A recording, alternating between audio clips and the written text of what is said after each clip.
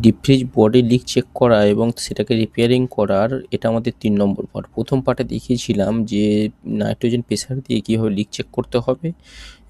আর দ্বিতীয় পার্টটাতে দেখিয়েছিলাম যে সেই লিকটা খুঁজে পাওয়ার পর তাতে বডির ভেতরেই হোক এবং বডির বাইরেই হোক বা যদি পাইপলাইনই করতে হয় কোনটা কীভাবে করতে হয় সেটা দেখিয়েছিলাম।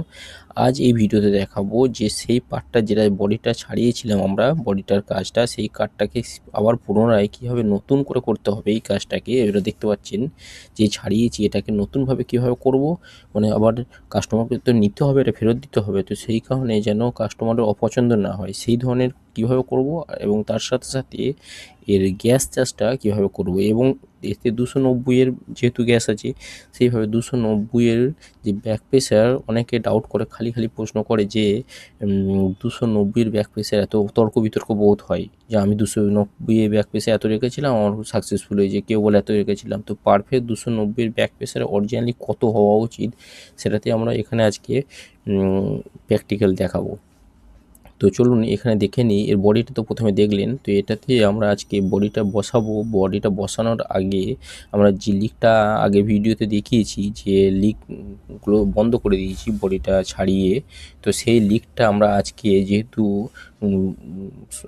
ওয়েল্ডিং করতেও পারি এবং ওয়েল্ডিং করেছি, সরি বলতে ভুল হয়ে গেল আমার, এটা ওয়েল্ডিং করেছি। তো সেই ওয়েল্ডিংটা আগের দিন প্রেসার দিয়ে রেখেছিলাম 50 প্রেসার, তো সেখানে 50 প্রেসারই ছিল, মানে কোনো ডাউট হয়নি, মানে কোনো ওই যে কমে গেছে আজ গেছে এমন কিছু নেই। তো সেই জায়গাতে আমরা এখানে আর একটু গ্যাস দেবো, প্রেসার দেবো, কারণ 290-এর যে ব্যাক প্রেসারটা হয় সেটা এবং তার সঙ্গে যে আইডিয়াল প্রেসারটা যখন মেশিনটা বন্ধ থাকবে তার আইডিয়াল প্রেসারের মতো এটা হওয়া দরকার।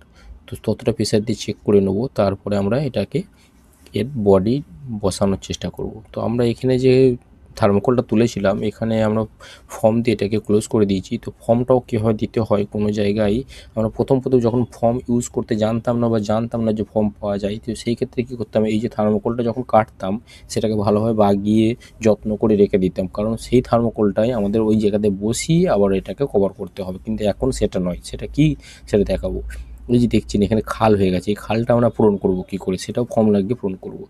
তার আগে আমাদের এখানে যে অ্যালুমিনিয়াম পাইপটা আছে তার আগে আমরা অ্যালুমিনিয়াম টেপ দিয়ে ওটাকে ভালো করে লাগিয়ে দেবো। কারণ কি, এই বডিটা অ্যালুমিনিয়ামটা যখন আমরা ওর উপরে বসিয়ে দেবো এবং কাস্টমার এটা যখন ব্যবহার করার ফলে এর উপরে ভারী জিনিসপত্র রাখবে, সেই ক্ষেত্রে এই অ্যালুমিনিয়াম প্রলেপটার সাথে মানে চাদরটার সাথে ওই পাইপটার ঘর্ষণে আবার সেই জায়গাটা লিক হতে পারে। তো সেটাকে আমরা ভালোভাবে যাতে ঘর্ষণটা কম হয় এবং তার মাঝে একটা স্তর থাকে, ওই জন্য অ্যালুমিনিয়াম টেপটা ওখানে দেওয়া।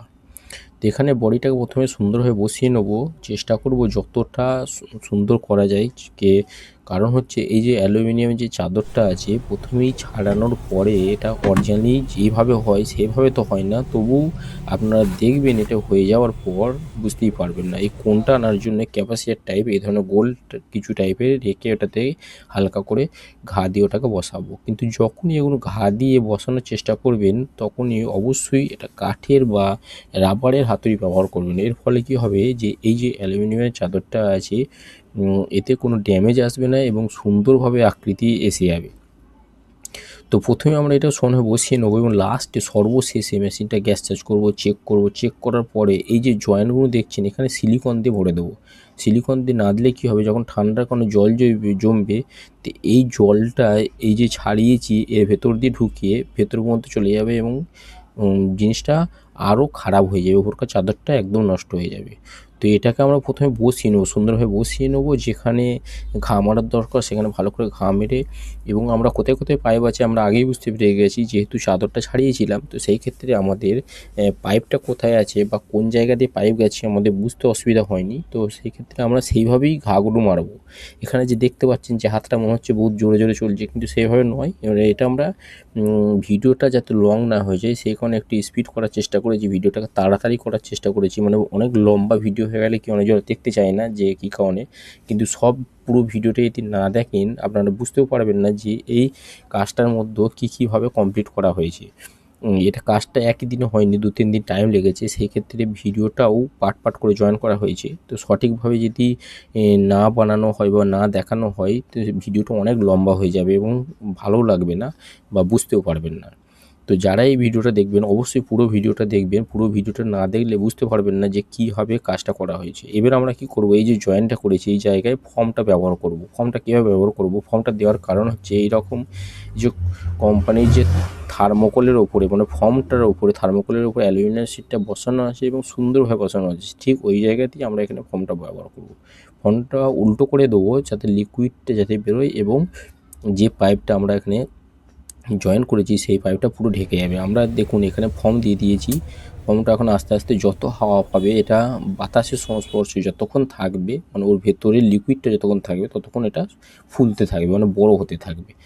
তো দেখুন এখানে প্রথমে অল্প করে দিয়েছিলাম, তো এটা বাতাসের সংস্পর্শে আসার ফলে এটা পুরো ফুলে উপরে শক্ত হয়ে গেছে। এবার আমরা কি করব, উপরে শক্ত অংশটা কেটে বাদ দিয়ে দেবো। এটা আর একটা ভালো উপায় হচ্ছে যদি আমরা এখানে ফর্মটা দিয়ে এখানে কিছু ভারী কিছু জিনিস চাপিয়ে রাখেন, সেক্ষেত্রেও হয় যে যখন সমান হয়ে যাবে তখন আপনি সে ভারী জিনিসটা তুলে নেবেন।